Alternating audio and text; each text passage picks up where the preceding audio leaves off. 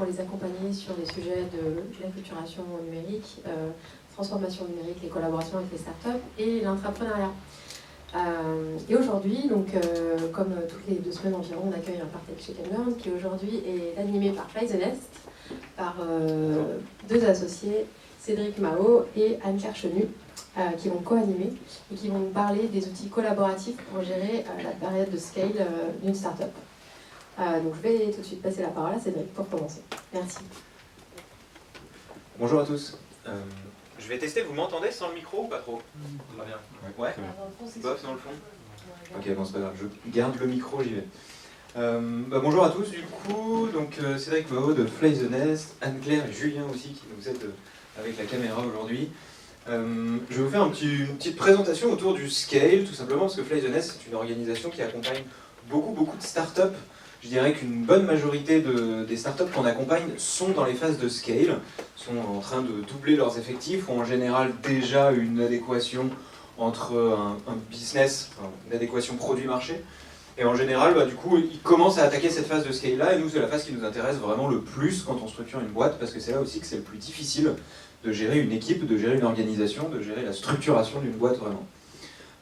Je vous parlerai un petit peu plus à la fin de Fly the Nest de manière très rapide. Je vous propose qu'on rentre plutôt dans le sujet, comme on n'a pas énormément de temps, et que c'est un cours que d'habitude je fais en 9 heures, donc là je vais essayer de vous le faire en 1 heure max. Donc du coup, la première chose que je voulais faire, c'est commencer par parler de qu'est-ce que c'est que le scale. Rentrer un petit peu dans les détails de qu'est-ce qui se passe fondamentalement dans une boîte quand on est dans le scale. Il y a beaucoup de gens qui se contentent de penser que le scale, c'est le moment où on croît, c'est le moment où on augmente la volumétrie dans une boîte. C'est effectivement vrai, mais fondamentalement, c'est pas vraiment ça qui se passe. Enfin, il y a quelque chose de plus qui se passe à l'intérieur d'une boîte. C'est ce que moi j'appelle l'apparition de la dichotomie entre le run et le build. Finalement, quand on est dans toutes les premières phases de lancement d'une boîte, on n'a pas beaucoup de run, c'est-à-dire on n'a pas beaucoup d'activités récurrentes. Même nos premiers clients sont en vrai du build. On est en train de construire la manière dont on va fonctionner avec nos premiers clients. Donc on est en train de construire des trucs. Par contre, quand on commence à rentrer dans le scale, on sait comment est-ce que ça fonctionne un client, on commence à avoir compris comment est-ce qu'on le gère, de l'acquisition jusqu'à l'ancien client. Et donc ça devient vraiment ce qu'on appelle du run, c'est-à-dire une activité qui va être récurrente, qu'on va répéter, et qu'on va essayer de répéter et d'améliorer en continu dans la boîte. Finalement, le scale, c'est ça qui se passe fondamentalement, c'est l'apparition entre ces 2 trucs-là. Le fait qu'on ne fait pas que du build, on commence à avoir du run et il faut commencer à s'organiser autour de ces processus qui vont être récurrents. Ces trucs qui vont tourner tout le temps et qu'il va toujours falloir savoir faire et garder un bon niveau de qualité, voire même toujours améliorer en continu. C'est ça vraiment qui fait qu'il y a un déclic au niveau de la boîte, il y a quelque chose qui se passe qui nécessite un niveau de pilotage supérieur. Depuis le début, on pilote la boîte probablement uniquement avec des objectifs de build. On est en train de piloter un projet. On est en train de parler vraiment de projet d'entreprise. Quand on rentre dans le scale, on continue d'avoir du projet parce qu'il ne faut pas s'arrêter de builder, il faut qu'on continue de bosser pour construire la boîte que sera notre boîte demain. Mais en même temps, il faut qu'on commence à savoir industrialiser, automatiser, améliorer, faire fonctionner correctement tous ces processus qui sont le cœur de la production de la boîte. Finalement, tous les principaux processus qui vont tourner, c'est tout ce qui est autour du système de production. Donc vraiment, le scale, c'est l'apparition du run. Et en même temps, il faut continuer à faire du build, et le run ne se pilote pas de la même manière que le build. Et donc c'est un petit peu ça que je vous propose qu'on regarde un peu aujourd'hui, c'est comment est-ce qu'on fait, et quand est-ce qu'on fait, quand est-ce qu'on doit essayer de commencer à structurer un peu ces 2 trucs-là. Je reprends un premier schéma que j'aime bien prendre, qui avait été écrit par un des gars de Y Combinator, qui décrit les 4 phases de vie d'une startup. Et ces 4 phases de vie d'une startup, on en oublie souvent une. La première, c'est le discovery. Je n'ai pas trop besoin de le raconter. Le discovery, c'est vraiment la phase où on cherche une adéquation entre un problème et une solution. Donc ça, c'est vraiment le départ. C'est le moment où on est en train de faire des questionnaires dans tous les sens, le lean startup, tout ça. La deuxième phase, c'est une phase qu'on appelle la validation, qui a en général pour but d'arriver jusqu'à une adéquation entre un produit et un marché. Donc en gros, je colle un prix à ma solution, je vois s'il rencontre le marché, et je vois si le prix que j'ai mis va être suffisant pour que je puisse construire un business qui, à terme, sera périn. En général, ici, on a aussi ce que beaucoup de fonds appellent la traction. La traction, globalement, qu'est-ce que ça va être? Ça va être des clients qui kiffent et qui recommandent. Ça, c'est le premier truc. Le deuxième truc, c'est des canaux d'acquisition dont on connaît les coûts. Donc en gros, quand on est là, on a le pied sur l'accélérateur, on sait qu'on peut accélérer. La phase un peu après, ce sera growth, la croissance. Mais il y en a une au milieu qu'il faut essayer de ne pas zapper, et que pourtant on a tendance très souvent à zapper, qui est la phase d'efficiency. Efficiency, moi c'est ce que j'appelle en général l'adéquation entre l'organisation et la croissance. C'est essayer de faire en sorte que notre boîte soit structurée pour être en capacité de gérer la croissance. Cette phase-là, on l'oublie assez souvent, c'est souvent une phase courte. En strat, c'est ce qu'on appelle un focus interne. En strat, on fait souvent des alternances dans une boîte entre des focus externes et des focus internes. Des focus externes qui sont en général plus longs, où on va aller chercher de la croissance, on va être tourné vers le marché, on va éventuellement développer des nouveaux produits si on est déjà bien avancé. Et des focus internes, on a grandement augmenté la volumétrie, ça commence à craquer, à prendre un peu la flotte partout dans le bateau. Et donc on va se reconcentrer un peu dedans, on va patcher le truc, on va essayer de l'améliorer, on va faire en sorte que ça fonctionne bien. Et une fois qu'on aura fait un truc qui tourne pas mal, on pourra repartir dans un focus externe et remettre un petit peu de wash pour faire de la croissance. Et finalement, efficiency, c'est le premier focus interne que rencontre toute boîte qui se crée.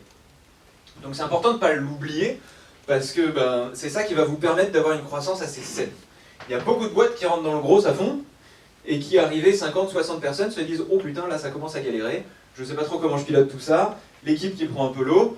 C'est assez logique, hein, si on fonce tout de suite après ça dans growth, on risque probablement de ne pas savoir comment ça marche, la boîte dans la croissance.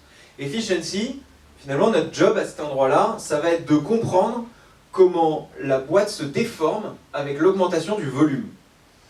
Si je regarde ici tout simplement, si j'ai X clients, si je passe à 2 fois plus de clients, mon équipe de Customer Success, elle augmente de combien?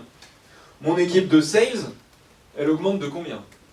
Ma base de données augmente de quelle taille, etc. Et c'est tous ces multiples-là qu'on va vouloir trouver et connaître. C'est comme ça tout simplement quand on connaît notre target en termes d'augmentation de CA, MRR, quel que soit le KPI que vous suivez macro, vous pourrez vous dire, ok, je suis censé le multiplier par 3, j'ai un an pour le faire, multiplier par 3, ça veut dire que mes Customer Success, il va falloir que je les multiplie par, je sais pas, 1,5 par exemple, donc j'en ai 10, il faut que j'en recrute 5. Et donc du coup, ça permet d'avoir un plan de recrutement qui va fitter avec la croissance qu'on va vouloir, mais on va le connaître en avance.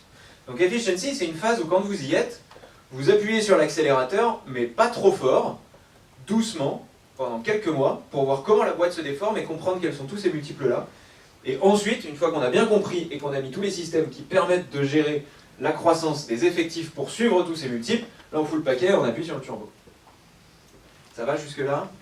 N'hésitez pas à m'interrompre tout du long si vous avez la moindre question. Du coup, vraiment, une fois qu'on a bien compris efficiency c'est le moment où on a vraiment cette apparition du run versus le build. C'est à cet endroit-là qu'on commence à le piloter.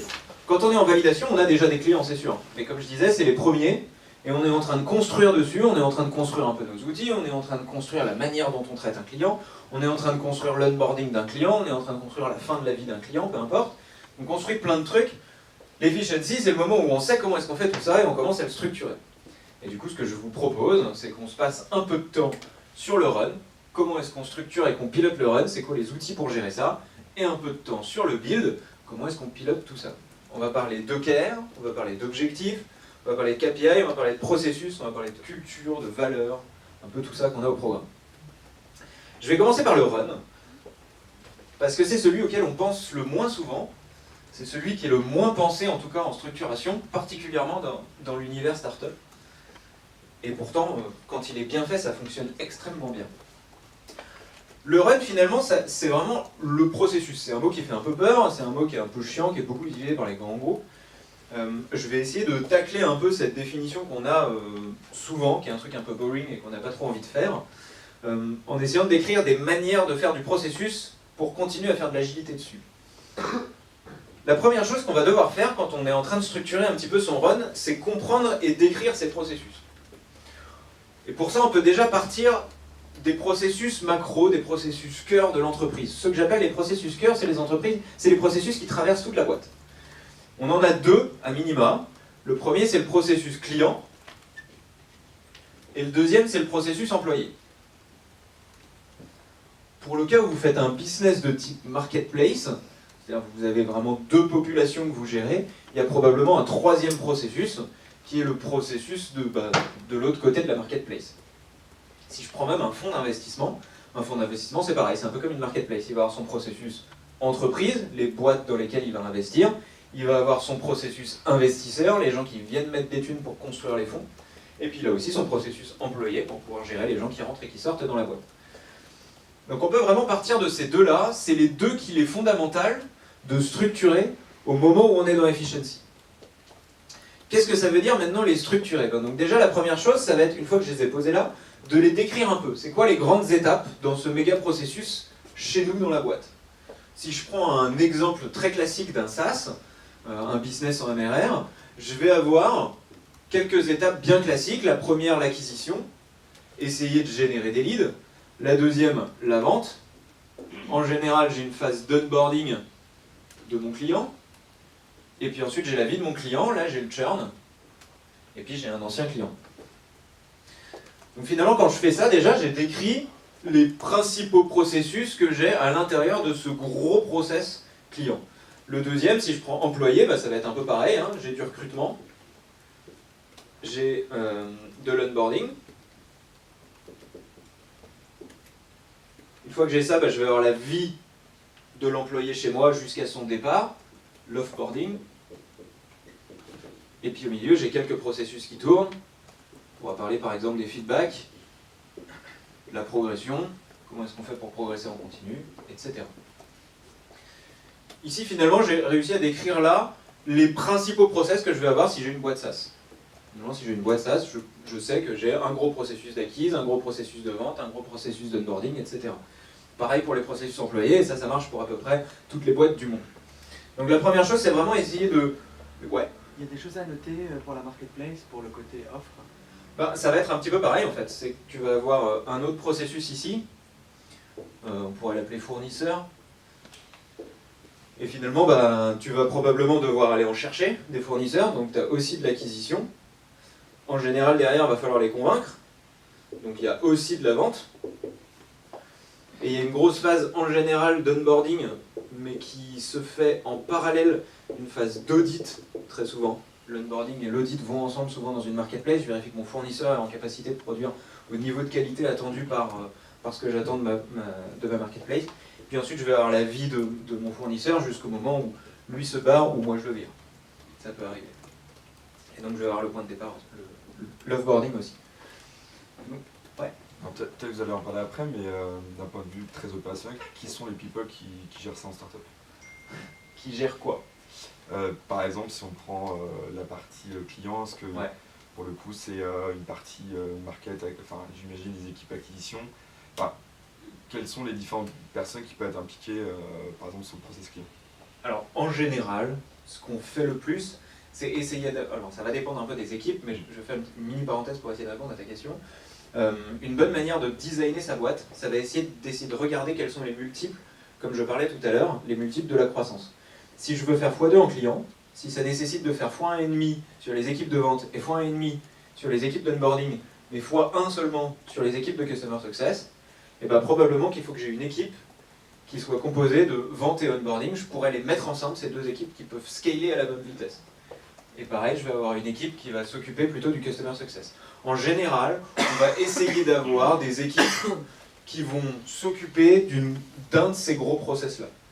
Dans la plupart des SaaS, tu as une équipe market qui s'occupe de faire de l'acquisition marketing, du web marketing, j'ai une équipe de sales, j'ai une équipe de Customer Success, mais de plus en plus, il y a beaucoup de boîtes, typiquement aux US, qui se mettent à découper la partie onboarding de Customer Success et qui disent j'ai une équipe d'onboarding et derrière j'ai une équipe de Customer Success, parce qu'en fait, elles ne scalent pas de la même manière dans la plupart des boîtes.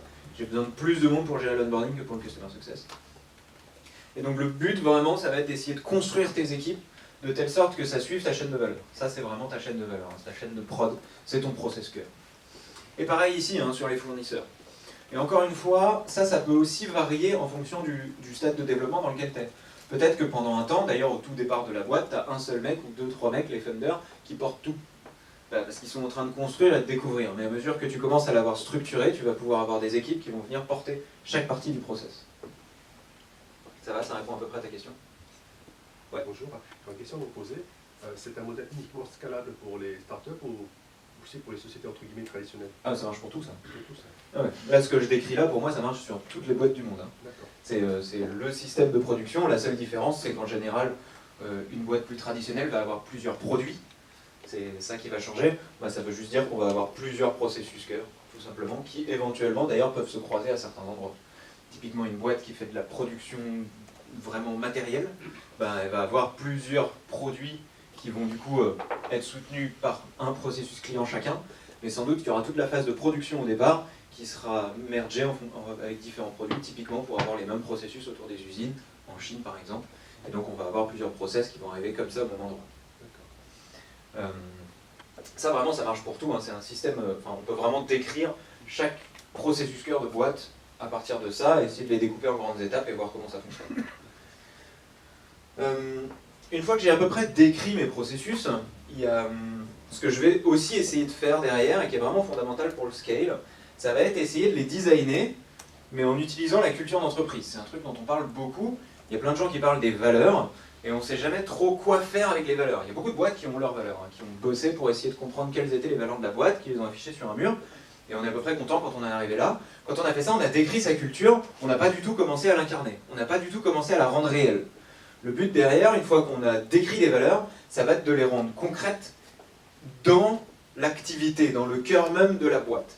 C'est au moment où les valeurs s'incarnent dans la pratique que la culture commence à être forte. Et en fait, incarner ces valeurs dans la pratique, ça va consister à les incarner directement dans les processus. Finalement, les valeurs, c'est un outil de design des processus. Une fois que je vais avoir par exemple décrit et que j'ai un jeu de 5-6 valeurs, bah, ce que je vais pouvoir prendre, c'est me dire, ok, bah, comment est-ce qu'on fait l'onboarding du client aujourd'hui? Je vais prendre cette partie-là, je vais zoomer, donc ça va me faire je vais le décrire comme ça, j'ai plusieurs phases dans mon processus d'onboarding, et puis bah, je vais mettre mes valeurs en ligne, puis bah, c'est simple, hein, ça m'a fait un tableau, et le but ça va être de trouver des idées pour incarner chaque valeur dans chaque case. C'est un pur exercice de créativité, c'est simple comme tout, c'est un exercice qui est assez fun, qui se fait avec les équipes, et qui va vraiment vous permettre de trouver des idées originales pour incarner vos valeurs dans le quotidien de la boîte. Et c'est là que vos valeurs elles deviennent concrètes et fortes, et surtout qu'elles ne vont pas se barrer dans la croissance, parce qu'elles vont être concrètement mises dans le système. C'est-à-dire que dans le process, on aura une manière d'incarner une valeur qui créera une pratique originale qui fera automatiquement penser à nous. Et là, j'ai pris le process client, on peut prendre tous les processus, n'importe quel processus, on peut zoomer dessus et se servir des valeurs comme un outil de design. Là, j'ai pris le processus d'onboarding client, je peux prendre le processus d'onboarding d'un employé. Et d'ailleurs, si vous démarrez sur le sujet de la culture, commencez par les processus employés, parce que c'est vos employés qui naturellement vont du coup comprendre le cœur du système des valeurs, et derrière seront capables de le faire même naturellement, un peu intuitivement avec vos clients. À ce moment, ouais. Juste, en fait, juste pour bien comprendre, ouais. Hein, donc les valeurs permettent de définir les processus, c'est ça? De les définir, de les décrire, ou en tout cas de les designer. J'aime bien le mot designer plutôt, c'est-à-dire vraiment essayer de... Voilà, le processus d'onboarding, prenons, je sais pas, le processus de recrutement d'un employé, je peux faire le truc classique, quoi, hein, je veux recruter des techs, je vais faire un test sur internet, et puis derrière je vais faire un premier rendez-vous avec son boss, et puis derrière je vais faire un rendez-vous avec le CTO, puis après je vais prier pour qu'il vienne. Mais toutes les boîtes font ça. Donc on ne va pas vraiment se différencier, on ne va pas incarner nos valeurs. Le but, ça va être typiquement de se dire comment est-ce que je fais pour que mon processus de recrutement, il incarne mes valeurs pour faire fuir les gens qui ne les ont pas. Et comment est-ce que je fais en même temps pour tester les valeurs des gens qui sont dedans. Nous, dans notre processus de recrutement, le dernier entretien, c'est un entretien qui dure 3 heures à 3h30, qui se passe pendant un dîner, et en général chez un des associés de la boîte. Il y a des gens qui nous disent moi je suis pas trop à l'aise avec ça, quoi. Ça me convient pas trop, ça me paraît un peu bizarre. Si ça te convient pas, tu vas probablement pas fitter chez nous. Donc tant mieux, on le sait déjà et on s'arrête ici. A l'inverse, il y a des gens qui nous disent c'est absolument génial, j'ai jamais fait un entretien comme ça, c'est trop cool, je suis vraiment trop chaud pour le faire, quoi. Voilà, ça c'est un exemple de pratique où on va incarner une valeur d'accessibilité, une valeur de relation vraie qu'on a nous, et qui va faire fuir des gens qui sont un peu gênés avec cette valeur-là, et à l'inverse attirer ceux qui l'ont plutôt. Et de la même manière, on peut aussi inventer des tests et des exercices qui vont permettre de tester une valeur. Je prends par exemple, j'aime bien prendre l'exemple de Julie Desk, une start-up à Paris, Quand on a bossé avec eux, ils ont designé leur processus de recrutement, et ils voulaient tester la valeur de persévérance. Ils ont vraiment une valeur de persévérance, ils lâchent rien, c'est tous des gars qui foncent tout le temps. Et donc ils se demandaient comment est-ce que je vais faire pour la tester. Et maintenant en entretien, à un moment au milieu de l'entretien, ils sortent un bilboquet. Je ne sais pas si vous voyez le bilboquet, le jeu là, avec une boule, et il faut essayer de le mettre. Et puis ils demandent aux candidats d'en faire 3 d'affilée. Évidemment, il n'y a pas grand monde qui y arrive, mais ils s'en foutent. C'est pas le sujet. La seule chose qui les intéresse, c'est que le mec, quand il sort de l'entretien, et qu'il arrive dans le couloir où il y a plein de bilboquets sur une étagère, il demande à s'arrêter 5 minutes pour juste redonner quelques coups d'essai. Et ils n'ont embauché que les gens qui ont demandé en sortant à rester parce qu'ils étaient un peu vénères de ne pas avoir réussi pendant l'entretien. Il y a des gens par contre qui sont tout mal à l'aise, que ça leur a pas plu, et ils se barrent tout de suite et ils s'enfuient. Ça, c'est pas des gens qu'ils ont pris. Donc vraiment, c'est important, les valeurs, c'est quelque chose qui permet de designer et rendre réelles des pratiques, de construire des pratiques qui rendent réelles vos valeurs dans vos processus. Si vous les incarnez sur le processus employé, ça va renforcer en général ce qu'on appelle la culture d'entreprise. Si vous l'incarnez sur le processus client, ça va incarner la marque. Et si vous servez des mêmes valeurs pour l'un et pour l'autre, vous aurez une boîte probablement beaucoup plus puissante, puisque vous aurez un cercle vertueux qui va se faire. Vos clients vont naturellement refléter un peu vos valeurs, ce qui aidera vos employés à bien les comprendre, et vos employés connaissant bien les valeurs vont être capables de bien les incarner aussi à l'externe, et donc de faire une marque puissante. Donc vraiment, le premier outil important pour le scale, c'est à mon sens les valeurs comme un outil de design de processus.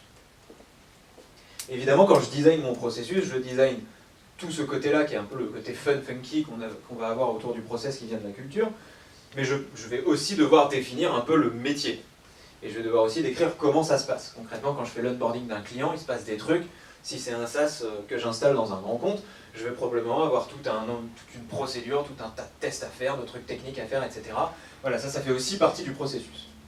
Donc, la deuxième chose vraiment importante, une fois que je l'ai designé avec mes valeurs, donc valeurs, premier outil pour vraiment travailler sur les process, le deuxième, ça va être la knowledge base. Ça, c'est un truc important, qui est souvent négligé, pourtant commencer le plus tôt possible. Là, ce que j'appelle la knowledge base, c'est vraiment un peu orchestrer tout le savoir de la boîte. Et orchestrer tout le savoir de la boîte, un truc vraiment important, c'est du coup, une fois que j'ai décrit ce processus-là, je sais exactement comment se passe le processus d'onboarding d'un client, la manière qu'on a de le faire aujourd'hui, je vais aller l'enregistrer dans notre base de données de connaissances. Là, vous pouvez utiliser, il y a plein d'outils qui existent, des trucs comme Confluence, mais vous pouvez utiliser des trucs très simples comme un wiki. Typiquement chez nous, c'est un wiki exactement comme Wikipédia, c'est Wikimedia qui fait ça. Ça coûte que dalle, et ça permet d'avoir un vrai outil collaboratif pour gérer son knowledge. Deux choses importantes à cet endroit-là. La première, c'est essayez pas de décrire le process parfait. Décrivez le process qui existe chez vous, même s'il est dégueulasse. Ça ne sert à rien d'écrire un processus parfait si c'est pas la manière dont les gens fonctionnent aujourd'hui. Vous n'arriverez pas à faire changer la manière dont les gens fonctionnent pour les faire adopter un processus que vous voudriez parfait. C'est quelque chose qui ne marche pas. Tous les gens qui ont essayé se plantent et on continue toujours d'essayer. Commencez par décrire le process que vous avez vraiment aujourd'hui. Et la deuxième chose du coup, naturellement, c'est on va quand même essayer de l'améliorer, mais on continue. Indiquer à tout le monde que tout le monde est libre d'essayer d'améliorer le process.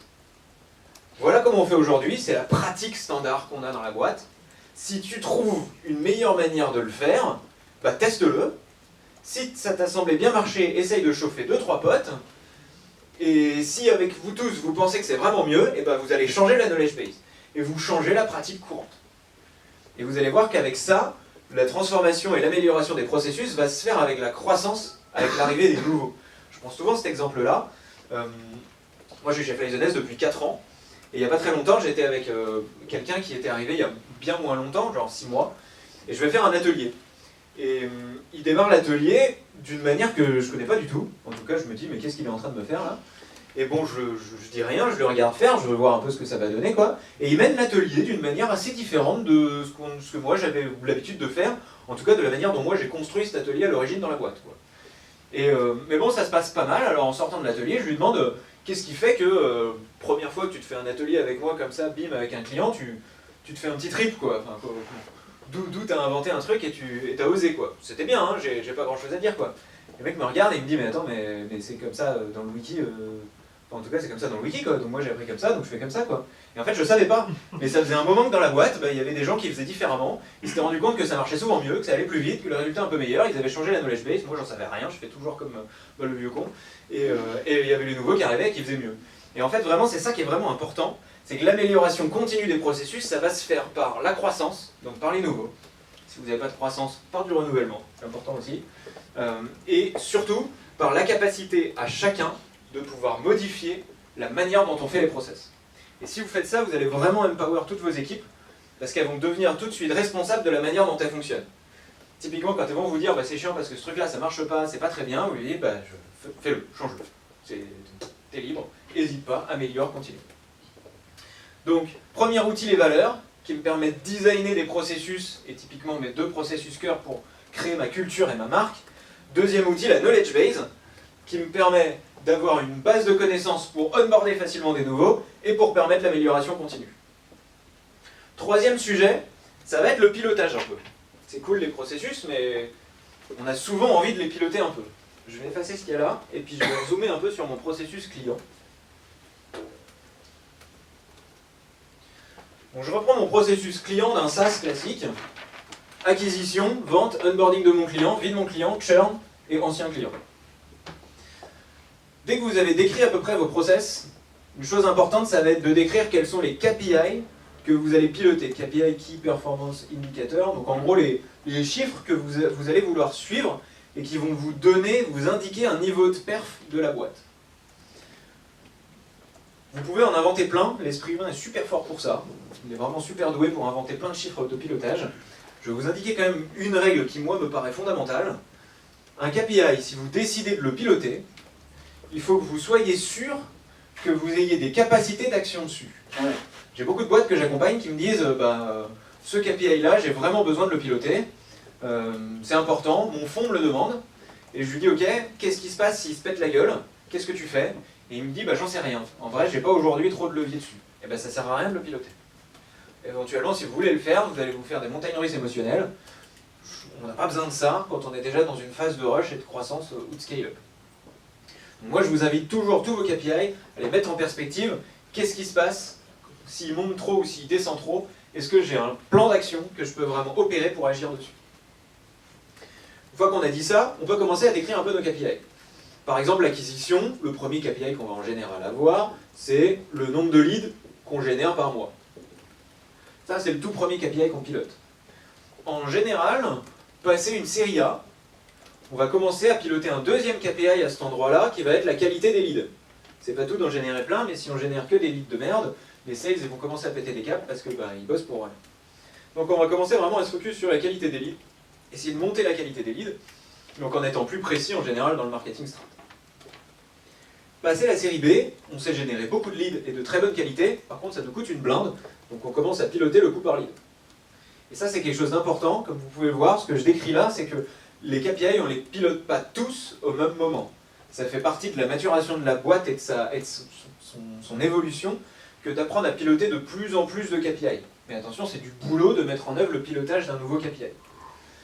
Donc, mon processus, je commence par les valeurs pour pouvoir les designer, la knowledge base pour pouvoir les représenter et suivre l'amélioration continue, et les KPI pour pouvoir s'assurer que je continue de faire du bon taf et que je maintiens le niveau de qualité que j'ai déjà eu.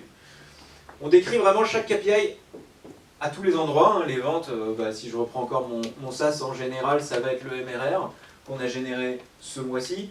Ça peut être le taux de conversion, mais on peut aussi inventer d'autres KPI qui peuvent être intéressants à piloter, typiquement genre la satisfaction des sales, à quel point est-ce qu'ils se sentent à l'aise quand ils font le job. Ou alors, un KPI de vente, ça peut être aussi la satisfaction du customer success qui va reprendre le dossier derrière. Si le vendeur il vend que des clients relous, à la fin les customer success ils vont baver et on va probablement avoir des KPI derrière sur customer success qui vont se péter la gueule. Donc tous ils sont évidemment étroitement liés, c'est important de les comprendre et de comprendre comment est-ce que l'un influe sur l'autre. Donc vraiment troisième outil, ça va être les KPI, essayer de décrire vos KPI et construire un tableau de bord qui parte de ça. Moi je recommande très clairement d'avoir un tableau de bord très simple, avec tout en haut les 2, 3, 4 KPI macro de la boîte, et en dessous les KPI qui vont suivre chacun de ces gros processus-là. Je vais faire une petite parenthèse sur les OKR. J'entends beaucoup parler des OKR, donc du coup je vous propose de vous décrire ce que c'est vraiment que l'OKR, comprendre que pour moi l'OKR c'est un outil de pilotage du run, et c'est pas un outil de pilotage du build.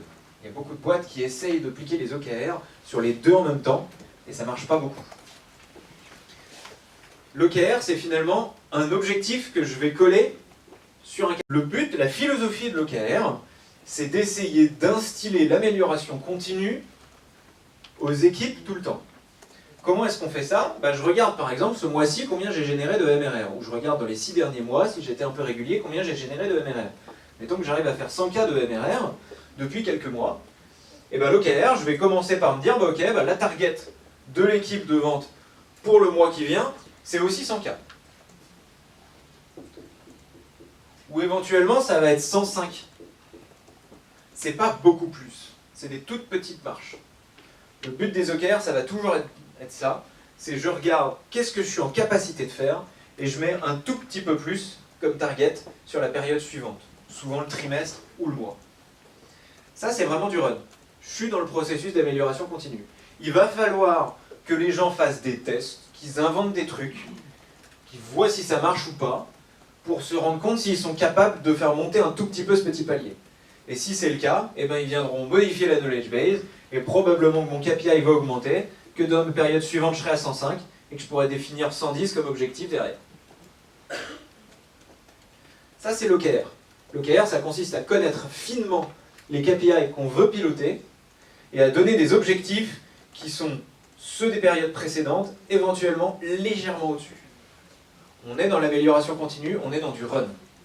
Si vous demandez à votre équipe de faire passer le MRR de 100 K par mois à 250 par mois, ça c'est pas du run. Là on est vraiment sur un gros truc d'amélioration, un gros build à faire, on est sur un projet qu'on va devoir mener.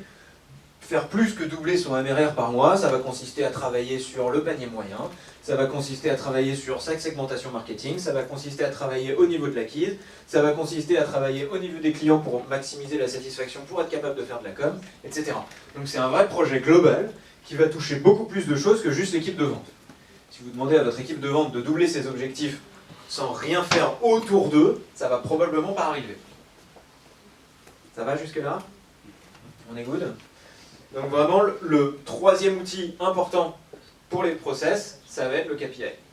Et éventuellement les OKR, si on veut se servir de cet outil-là. On n'est pas obligé, je connais beaucoup de boîtes qui fonctionnent très bien sans mettre d'OKR. La technique d'amélioration continue et la knowledge base est suffisamment libre et la culture permet largement aux gens de pouvoir améliorer en continu. L'amélioration continue, c'est quelque chose qui est à peu près inné chez un humain. Tout le monde a un petit peu cette envie-là. Certains beaucoup, d'autres moins. Mais globalement, elle existe chez tout le monde, donc on n'est pas obligé de mettre des OKR pour que ça se fasse. Mais c'est une technique qu'on peut avoir besoin quand on est dans de l'ultra scale pour aller un peu plus vite. La dernière chose dont on a besoin, c'est un outil pour supporter le process. Tous vos process ont probablement besoin d'un outil, certains compliqués, certains un peu moins. Si je reprends ici, en général, l'acquise, je vais avoir le premier morceau de mon CRM qui va pouvoir servir à ça. Sur la vente, je vais avoir mon deuxième morceau de CRM, que ce soit un fichier Excel ou un Trello parce qu'on est en train de démarrer, un Pipedrive parce qu'on a quand même pas mal avancé, ou un Salesforce parce qu'on est déjà un peu plus gros. Pareil, probablement que mon onboarding et la vie de mon client, j'ai un ou plusieurs outils pour supporter ce processus-là. La majorité du temps, un gros fichier Excel bien foutu, ça fait bien le job au départ. Ça fait le job jusqu'à une certaine étape, ça c'est important de le savoir aussi, de sentir quand est-ce que c'est en train de craquer. Mais pour la plupart des boîtes, en tout cas cette partie-là, un beau fichier Excel bien foutu, bien ficelé avec un peu de formule, ça peut faire le taf. Et c'est surtout très important de continuer à se servir d'outils très souples comme ça, jusqu'à ce qu'on ait bien compris comment ça marche, qu'on ait bien compris nos processus, qui commencent à s'être un peu stabilisés, et là on peut aller investir un peu sur du matos, que ce soit un soft qu'on va acheter et qu'on va implémenter un peu correctement, type un Salesforce où c'est quand même un projet de 6 mois en général, voire un truc qu'on développe en interne, c'est tout à fait possible aussi. Pareil sur vos outils employés. Là, je vous invite très fortement à utiliser des outils simples, type Trello ou Asana pour démarrer. On peut vraiment faire des processus assez stylés qui portent dessus. Et donc toujours penser à ça, la quatrième chose, c'est l'outil qui va supporter le process. L'outil et les instances. On a l'outil, mais on a aussi les instances, c'est-à-dire les moments collectifs pendant lesquels on se réunit pour causer du truc. Il y a un autre process qui en général est bien structuré, c'est le process produit. Celui-là, j'en ai pas trop parlé parce que c'est pas un process cœur, mais typiquement le process produit, le travail sur la roadmap, en général c'est l'un des processus qui est le mieux décrit, qui est très bien outillé. En général, on a du Jira, voire des gros outils de roadmap pour des PO, pour lequel on a souvent des process. Typiquement, les techs ont souvent toute la vélocité qui pilote, même si on s'en sert ou pas, peu importe, mais on peut la piloter. Et puis surtout, ils ont vraiment la description totale de leurs outils qui les portent, des Jira, des choses comme ça qui sont... J'ai peut-être fait une boucle. Voilà, c'est à peu près ça que je voulais dire. Est-ce qu'il y a des questions sur le run, si je résume, hein? Premier outil, les valeurs pour décrire. Deuxième outil, knowledge base. Troisième outil, KPI et éventuellement les OKR pour mettre les objets dessus. Et quatrième outil, l'outil support qui nous permet de suivre le processus et les instances qui vont avec, les moments collectifs qui nous permettent de le piloter. Voilà, c'est ça que je voulais dire avec le process produit. Process produit, il y a souvent des instances qui sont très carrées. Typiquement, si vous avez quelque chose comme un Scrum en place, vous avez probablement les sprint planning, les sprint review, les stand-up du matin, qui sont des moments collectifs qui supportent le process et qui sont hyper millimétrés. Ça, c'est important aussi, que vos outils support plus les instances soient vraiment au calme. Ouais. Très intéressant, très bien structuré. Je me demandais où est-ce que vous intégrez l'information marché, le benchmark qui va... Pour moi, tout ça, c'est des outils qui vont servir aux équipes à l'amélioration continue. On peut avoir besoin d'aller étudier comment on fait le marché, mais ça va être ce qui va servir à améliorer le processus probablement, ou alors j'ai pas compris la question. Souvent, en fait, cette information sur le marché, les concurrents, elle est disparate. C'est un coup les sales, un coup les anciens employés, Ouais. un coup les copains, etc. Ouais. Donc c'est une information qui est souvent je trouve mal regroupée, qu'on a du mal à partager. Alors on peut faire une chaîne Slack compétiteur, ça très bien, mais ça reste une accumulation de données un peu disparate. Or, elle sert aux commerciaux évidemment, elle sert au marketing, elle sert aux customer support, elle sert à tout le monde en fait, Ouais. et aux produits de planner évidemment. Donc je me demandais comment, si vous aviez déjà essayé, tenté de structurer cette information pour qu'elle, pas qu'elle se transforme en processus, mais qu'en tout cas qu'elle infuse bien dans l'ensemble de la boîte. De toute façon, si on veut que ce soit quelque chose de régulier et que ça infuse de manière continue dans la boîte, c'est un process. C'est une évidence que c'est probablement un process. Il y a quelque chose que j'ai pas trop dit, parce que toutes les boîtes ne le font pas spécialement. En général, si un process est vraiment bien foutu, pour chaque étape, on a un owner. On a quelqu'un qui est responsable un peu de cette partie-là. Typiquement, si je prends un processus de vente, le moment où j'ai un prospect qui est dedans, chaque prospect va être porté par un sales, qui va être référent sur la question. C'est pareil sur le processus, mais en même temps, Et en même temps, j'ai probablement un boss des ventes, un CRO ou CSO, peu importe, qui est celui qui est un peu en charge de piloter cette équipe, qui est souvent celui qui a les gros KPI du processus comme objectif personnel aussi. C'est pareil pour la veille. Si vous avez quelqu'un qui est honneur du process global de veille, même si ça fait participer plein de monde, qui s'occupe de faire en sorte que tout ça, ça fonctionne bien, ça va probablement bien marcher. La principale raison pour laquelle ça marche jamais la veille, c'est qu'il n'y a pas un honneur de ça. Il n'y a personne qui est responsable de coordonner tous les gens qui essayent de le faire. Moi, j'ai pas vraiment de solution. Tant qu'il n'y a pas quelqu'un qui est responsable de ça, ça ne marchera pas. Je ne connais pas de boîtes qui ont réussi à mettre des bons processus de veille s'il n'y a pas quelqu'un qui est en charge de s'en occuper.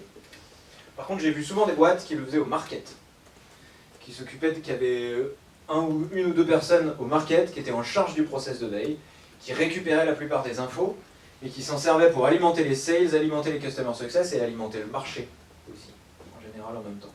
Qui faisait une synthèse un peu de ce qui se passait. Moi, la première étape que je recommande, c'est essayer d'avoir quelqu'un qui est honneur de ce processus-là et qui va du coup le structurer un peu, d'où je vais récupérer l'information, sur quels outils, lors de quelles instances et comment est-ce que je la communique. Donc c'est aussi un process à décrire. Tout ça, ça fait partie de tous les process secondaires qu'il faut aussi regarder. Le process produit, c'en est un. En général, tous les process autour du pilotage. On a pas mal de process autour du pilotage, les process autour de la veille, les process autour du marketing. Là, j'ai parlé de l'acquise, mais il y a aussi des process autour du marketing strat qui tournent en continu. Il y a des process plus globaux, communication de la vision, des process d'équipe, genre des off-site, des choses comme ça. Donc il y a aussi beaucoup d'autres process secondaires qu'il faut penser. mais au moins quand on rentre dans le scale, c'est important d'avoir ces deux-là qui sont structurés. Si ces deux-là sont faits, bon, on ne peut pas se péter la gueule, quoi. Le cœur de la mécanique, il tourne. Ouais.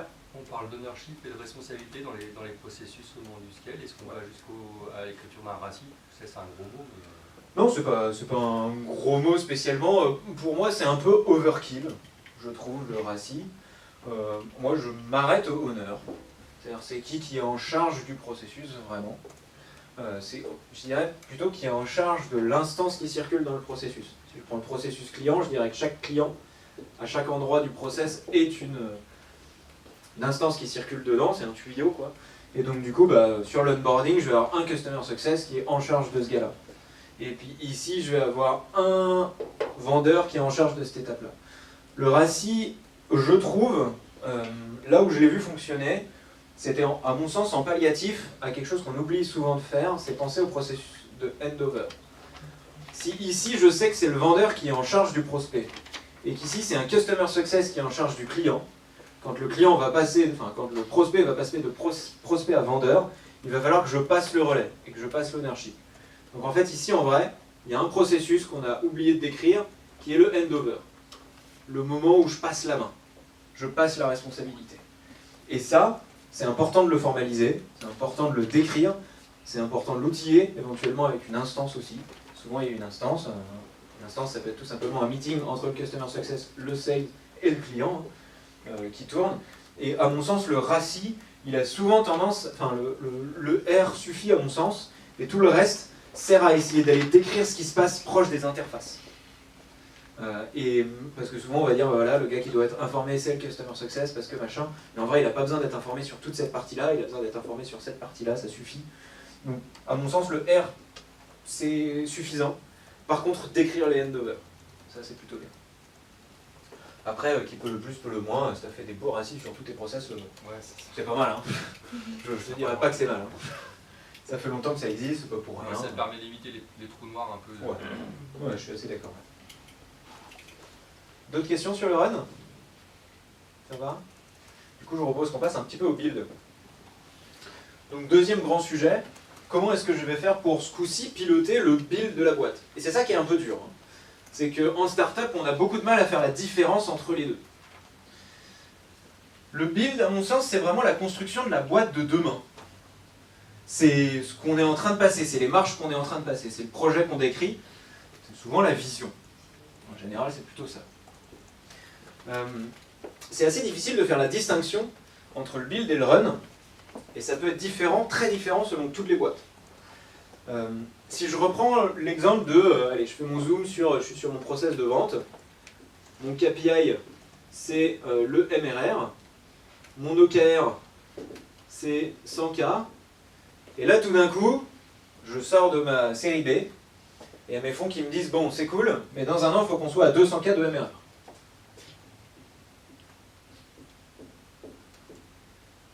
Faire cette marche-là, c'est du build. Et ce que je disais, ça va être un projet qui va être un peu global, qui va probablement toucher plein de parties d'un processus. Donc ça, c'était mon processus sale. Un autre cas pour décrire un petit peu du build, si je reprends mon processus d'acquise, le KPI que je suivais, c'était le nombre de leads. Mais là, ce coup-ci, mes fonds me disent, il faut que tu pilotes en plus la qualité des leads. Ça, c'est du build aussi. Déjà, vous le pilotez probablement pas encore. Donc, vous n'avez pas les outils qui permettent de le suivre. Vous ne mesurez pas ça. Deuxièmement, il va falloir, une fois qu'on le mesure, voir qu'est-ce qu'on atteint comme chiffre, à peu près. Et troisièmement, il faudra faire monter ce chiffre-là à la target suffisante pour pouvoir atteindre nos 200K de MRR derrière. Ça, c'est vraiment du build. Je vais peut-être travailler sur un processus, mais je vais probablement lui changer sérieusement sa tronche, pour faire en sorte d'atteindre cette target-là qu'on s'est fixée. Je vais prendre un exemple exprès un peu tricky. Je ne sais pas s'il y en a qui sont dans la medtech ou la biotech, mais typiquement dans ces marchés-là, en général, la valorisation est extrêmement dépendante des brevets. Et c'est des boîtes qui font beaucoup de recherche. Le brevet, dans un SaaS, si je suis un SaaS et que je dépose un brevet sur une techno cœur que j'ai quelque part, en vrai c'est un projet. Je ne fais pas ça tous les 4 matins. je sais pas trop comment ça marche, faut que je dépose mon premier brevet dans ma life, c'est vraiment un projet, quoi. C'est du build. Dans une boîte de biotech, c'est quelque chose qu'on fait en continu. C'est finalement ça le cœur de la mécanique. Bah, c'est un processus. Donc c'est probablement du run que de déposer un brevet. Donc ça c'est vraiment important aussi, essayez de sentir chez vous, dans votre boîte, qu'est-ce qui fait partie de l'activité au quotidien, et qu'est-ce qui au contraire est de l'occasionnel. Quelque chose qui va se passer de temps en temps, mais pas souvent. La levée de fonds, c'est probablement du build dans la majorité des boîtes. En revanche, en général, passer une série B, quand on commence à rentrer dans du cap dev, et qu'on est en train de lever des fonds pour chaque nouveau pays qu'on est en train d'ouvrir, la levée de fonds et le financement, c'est un processus. Ça va être l'un des processus principaux de la DAFRI, mais c'est un processus. Parce que bah, ça devient régulier, on sait qu'on le fait tous les 6 mois, qu'on lève quelques millions pour pouvoir aller targeter tel pays, puis tel pays, puis tel pays, puis tel pays.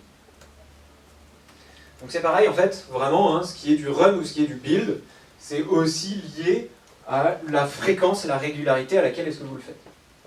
Je surveille un petit peu. Maintenant, pour travailler un petit peu sur le build, là je vais y venir, je vais vous faire un dessin de ce que nous on appelle un master plan. C'est finalement un petit peu la description de roadmap globale de boîte. Le premier outil pour piloter le build, c'est ce que nous on appelle la vision. Alors, la vision c'est à la fois la vision très lointaine de la boîte, mais c'est aussi quelque chose de beaucoup plus près. La vision finalement c'est un peu la strate. Moi quand je décris une vision, et ce que je considère une vision comme vraiment bien décrite, c'est 3 termes, au moins. Un court terme, un moyen terme et un long terme.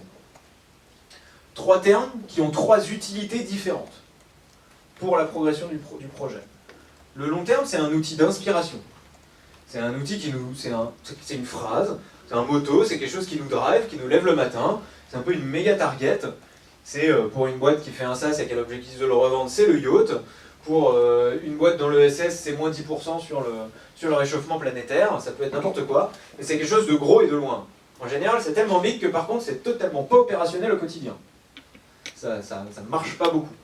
Il y a des patrons qui se concentrent et qui sont que dans la vision long terme, qui la décrivent. Ils ont probablement une capacité de leadership importante parce qu'ils racontent un beau rêve aux gens. Par contre, s'ils se contentent de faire ça, en général, ça ne va pas trop se mettre en œuvre et ça ne va pas trop avancer. Donc c'est aussi important de savoir revenir dans le présent. Et revenir dans le présent, pour moi, ça c'est le court terme. Le court terme, c'est quelque chose qui ne dépasse rarement 6 mois. 6 mois, tout simplement parce que c'est un cycle humain. C'est à peu près basé sur 6 mois. Toutes les grandes boîtes qui font des plans à 1 an, en 1 an, tous les humains s'essoufflent. On suit le plan, on carbure un peu, et puis arrivé septembre, octobre, on est fatigué, on en a marre, c'est lassant. On n'avance pas, on n'a pas vu la target. En vrai, 1 an, toutes les boîtes qui sont sur un an vont beaucoup plus lentement que les boîtes qui sont sur un rythme de 6 mois. Un rythme de 3 mois, on en entend beaucoup parler, pour les OKR, c'est très bien aussi, mais pour le run, on ne builde pas des gros trucs en 3 mois, c'est rare. Voilà, on est des sacrées machines, là, il y a des boîtes qui arrivent. Moi, je recommande d'avoir un court terme autour de 6 mois. Et vraiment, ça décrit l'état de la boîte tel qu'on l'imagine dans l'avenir, qui fait qu'on ouvre le champagne. C'est aussi le focus. Le court terme, c'est le focus, c'est pour ça que je disais qu'il est ancré dans le réel. C'est le prochain sujet qu'il faut tacler. C'est le truc sur lequel il faut bosser. Et le moyen terme, c'est un outil d'abandon. Pourquoi d'abandon? C'est parce qu'on a probablement envie de tout faire, mais qu'on ne va pas pouvoir tout faire. Et surtout, si on essaye de faire plein de choses en même temps, eh ben on va se défocus, la boîte ne va pas être extrêmement concentrée derrière un macro-objectif, et on risque de se planter, ou en tout cas d'aller moins vite. Particulièrement, si on essaye d'avoir un focus externe en même temps qu'un focus interne. Si votre vision court terme, elle est du type tous nos process sont structurés, on est scalable et on a fait x2 en MRR, je vous crois pas, ça va pas marcher. J'ai accompagné 120 boîtes, j'en ai vu plein essayer, ça n'a jamais marché. Un focus externe plus un focus interne, c'est un grand écart pour tout le monde, c'est hyper dur à vivre, ça marche pas trop. Donc toujours essayer de penser quel est mon vrai focus, quel est l'enjeu numéro 1 de la boîte, le méga enjeu. Si j'en ai 2, 3, est-ce que je peux les réunir? Est-ce qu'ils sont cohérents les uns avec les autres? Est-ce que bosser sur un va aider l'autre, etc. Et tout ce qui ne l'est pas, je le fous à moyen terme. Je le pose pour demain, j'y pense demain. Donc ça, c'est vraiment l'outil d'abandon. Ça, c'est le principal outil nécessaire au pilotage du build. Une boîte qui pilote bien son build, On rentre chez elle, on demande à n'importe quel employé, même le stagiaire, il est capable de réciter les 3 phrases de vision par cœur. Ça, c'est vraiment important. Une deuxième chose sur le build, et là je vais y venir, en général l'étape que j'ai après, c'est je vais aller décrire quels sont mes principaux projets. Bon, il faut certainement qu'on bosse autour des sales, parce qu'il faut passer de 100K à 200K de MRR par mois. Il faut probablement qu'on bosse autour de l'acquise pour avoir une meilleure qualité de lead. Il va aussi falloir que je bosse autour de l'équipe. Et puis en même temps, on est en train de lever des fonds, et puis en même temps, on est en train d'ouvrir un pays, etc. Donc ici, je vais y mettre tous les projets de la boîte. Ils peuvent être liés à mes processus, mais pas obligatoirement. J'avais vu une boîte qui pilotait extrêmement bien son build et son run. Pendant 6 mois, ils ont bossé sur les sales. Leur premier axe, c'était sales. Les 6 mois d'après, ils l'ont gardé. C'était un peu moins important. Il est arrivé au niveau du 4e axe en termes de priorité. Et après ça, ça faisait 1 an qu'ils avaient bossé dur sur les sales, ça marchait bien, ils étaient contents. Bah, pendant 6 mois, ils l'ont fait péter. Il n'y avait plus d'axe sales. Ça ne voulait pas dire qu'ils n'avaient pas d'objectif des OKR sur leur chiffre de vente, mais ils n'avaient pas de résultats à atteindre, de projets, sur les ventes. Vous voyez la distinction? Ça va? Donc vraiment, une fois que je vais avoir ça, je vais continuer à décrire, bah, ok, j'ai décrit ma vision court terme, ma vision moyen terme, je sais exactement quelle est la macro-target de la boîte. Qu'est-ce que ça veut dire pour chacun de ces sujets-là, qui sont vraiment mes projets, mes sujets opérationnels de ma boîte? Quel est l'objectif sur les ventes à 6 mois? Quel est l'objectif sur les ventes à moyen terme?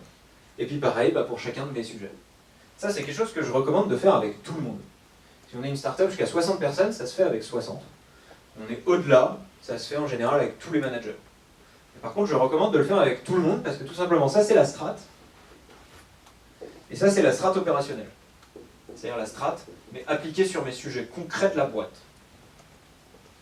Et pourquoi vous voulez le faire avec tout le monde? Parce que bah, pour que votre boîte monte en niveau en build, il faut que tout le monde monte en niveau en strat.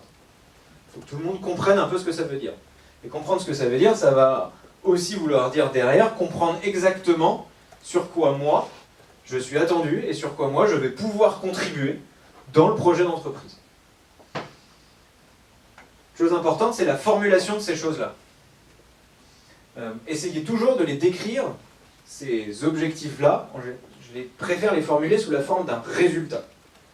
Il faut qu'on améliore le système de vente pour augmenter le MRR, c'est une tâche. Notre système de vente est structuré et nous permet d'atteindre 200K de MRR par mois, c'est un résultat. La différence, c'est que dans un cas, je le décris comme si j'y étais. Et je décris vraiment le pourquoi je fais ce job-là.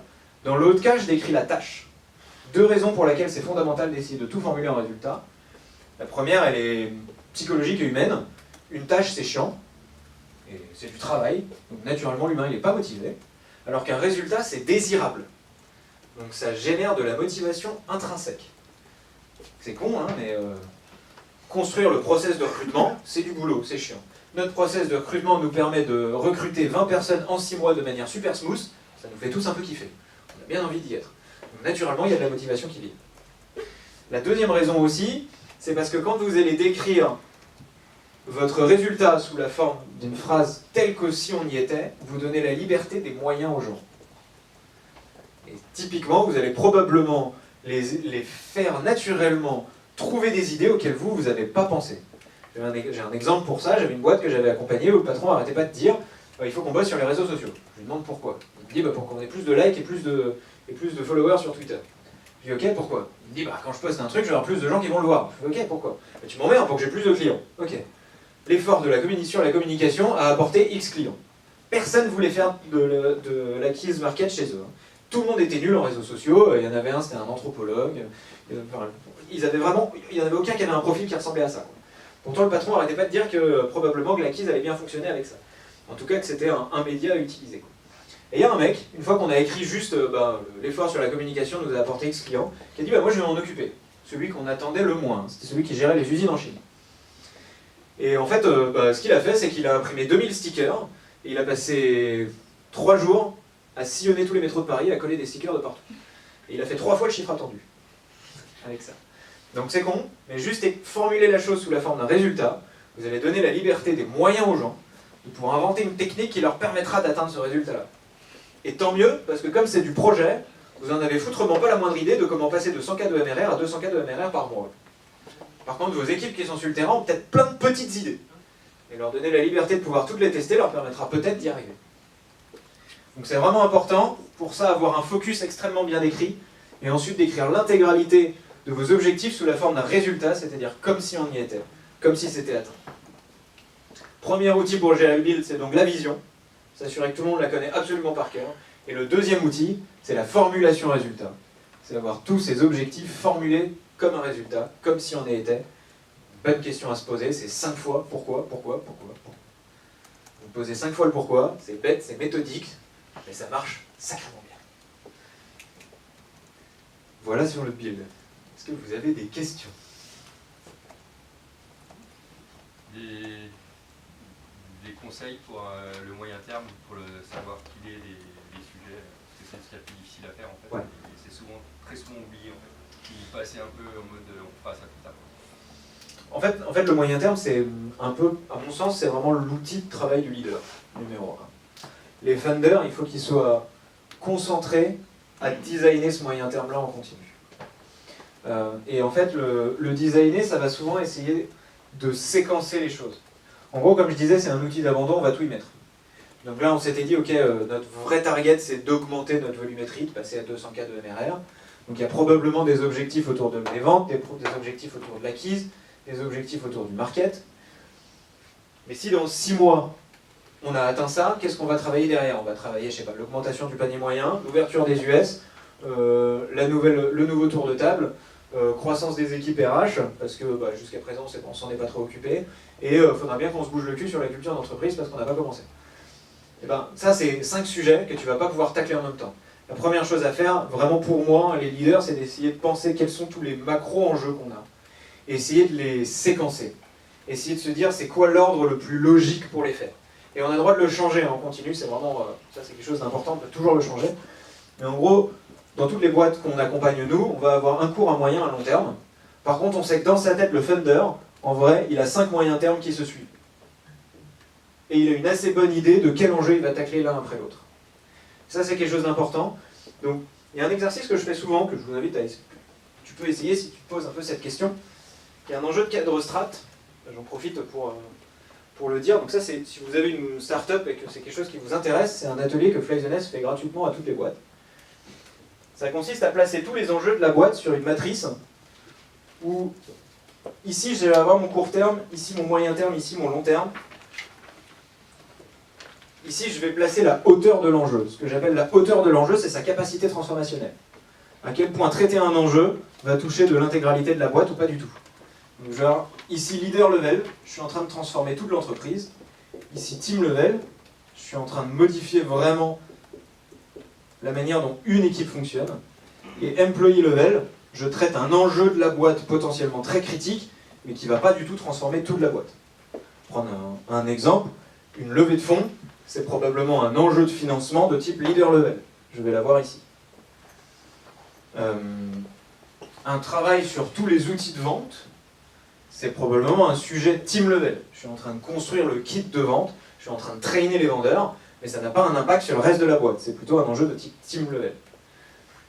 Un enjeu employee level, je peux vous donner un exemple. Nous, dans la boîte, on est organisme de formation, et l'année dernière, l'État a changé tout le système des OPCA. Donc d'un coup, il n'y avait plus rien qui marchait. Bon ça ne va pas transformer toute la boîte, ça ne change rien, c'est juste 3 papiers qu'on a à faire au début d'une mission. Par contre, c'était critique, parce que tout d'un coup, il y avait tous nos clients qui voulaient passer avec ça, et ça permet quand même de payer quasiment la moitié, ils ne pouvaient pas. Alors du coup, on a eu quelqu'un dans la boîte qui a pris le sujet à bras le corps, et qui s'en est occupé, et qui l'a carré. Et ça, c'était typiquement un enjeu de type employee level. Ça ne va pas transformer toute ma boîte, ça ne va pas transformer même une équipe, ça transforme un petit truc, mais qui est critique. La GRPD, pour ceux qui étaient vraiment concernés, donc il n'y en a pas tant que ça, c'était leader level. En revanche, si ça touchait que votre équipe d'acquise parce que vous faisiez du gros sac, c'était team level. Et la question à se poser derrière, c'est quoi les trucs qui me tiennent éveillé la nuit? C'est quoi les trucs auxquels je pense quand je me réveille ou quand je suis en train de daydream? C'est quoi les sujets qui me viennent? C'est quoi les trucs qui me titillent, qui m'inquiètent? Et tous on les place, et on les place sur cette matrice-là. En faisant attention d'essayer de ne rien avoir en dessous ici. Parce Parce que du petit sujet employee level à long terme dans 5 ans, on s'en fout. Donc on va essayer plutôt de les placer au-dessus ici. Ça, c'est un atelier que nous on fait en 1h30 et qui permet presque de designer son master plan derrière. Parce que les enjeux que vous allez avoir ici, si je les synthétise, ça va me faire ma vision court terme. Les enjeux que je vais avoir ici, ça va me faire ma vision moyen terme. Et chaque enjeu, tout ce que j'ai, ça va être mes axes. Donc ça, c'est un bon moyen aussi pour essayer de déterminer que vous taclez à court terme, quelle est votre vision court terme, qu'est-ce qui va être plutôt dans du moyen terme, et quels sont tous les grands sujets qu'il faut travailler. C'est un atelier que moi je recommande de faire en 1h30, avec les funders, voire avec le COMEX. Nous on le fait avec Funder ou avec COMEX en entier. Ça prend 1h30, c'est assez efficace, ça met les choses au carré, on a compris direct, on a mappé tous ces enjeux, on a vu où est-ce qu'ils viennent. Et derrière, nous il y a un petit exo qu'on fait en général dans la foulée, que vous pouvez essayer de faire. Vous essayez de vous demander c'est qui est honneur de ce sujet en ce moment, c'est qui le porte. Et des fois vous aurez personne, des fois vous allez avoir 4 personnes, et des fois vous aurez une personne. Quand vous avez une personne c'est bien, quand vous avez personne c'est chiant, quand vous avez plein de personnes c'est pas bien non plus. Première règle de management, plusieurs responsables égale pas de responsable. Je suis sûr que vous avez tous déjà eu le sujet de savoir qui prend la serviette pour aller à la plage, tout le monde croit que c'est l'autre, et personne n'a quand on y arrive. C'est exactement la même chose, c'est des choses très simples, mais un seul porteur, si plusieurs porteurs égale pas de porteur. En abscisse, qu'est-ce qu'il y a là, s'il vous plaît? En abscisse, ça va être la temporalité. Ah d'accord. Ouais. Ça va être la temporalité, la première grosse partie, ça va être mon court terme. Donc plutôt dans les sujets dans les 6 mois. Ensuite le moyen terme et le long terme, tout simplement. Donc voilà, peut-être d'autres questions? Ça va? Vous avez suivi? Nickel.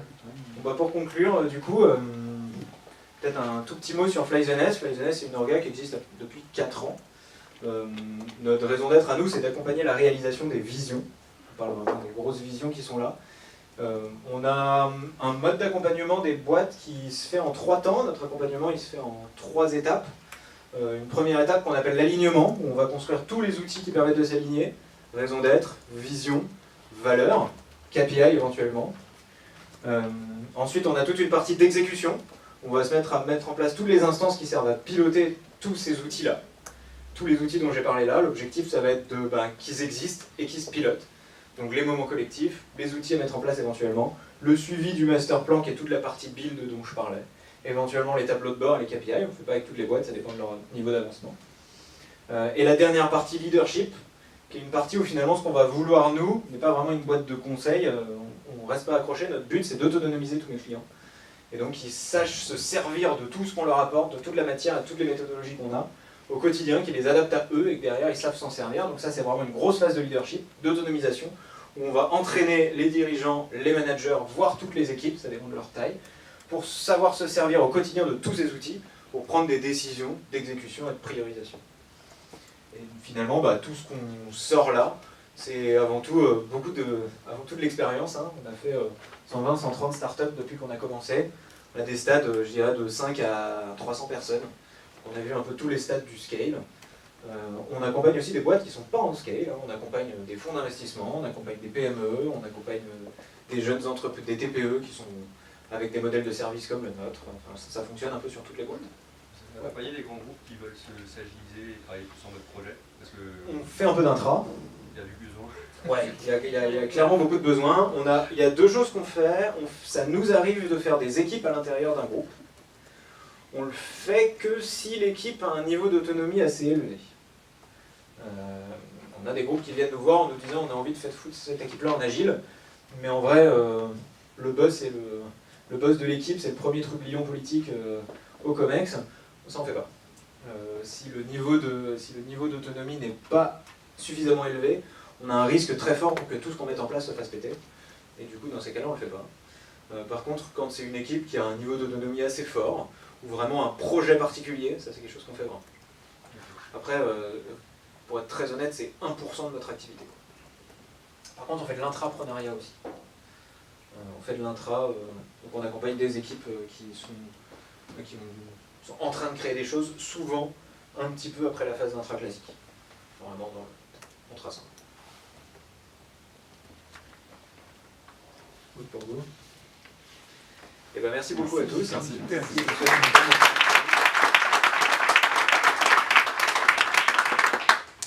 j'avais deux petites choses avant de partir. La première, c'est qu'on a traîné un petit peu ici, Julien, Cédric et moi. Si vous avez des questions plus personnelles ou vous n'avez pas osé poser, n'hésitez pas.